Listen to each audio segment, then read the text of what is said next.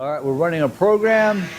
Just going to do a couple of tool changes. Machine has a 47.2 by 19.7 inch T-slotted table. You have a Cat 40 spindle that goes up to 10,000 RPM. You have 41.7 inches of X travel, 20.1 of Y, and 25 of Z. This is a side mount tool changer as well. 24 tool capacity. Right now we're running 4,000 RPM.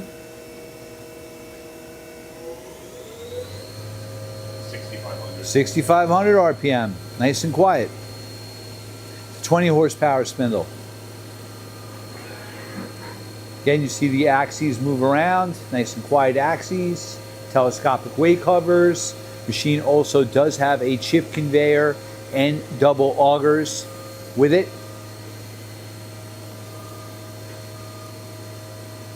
And it's doing its thing.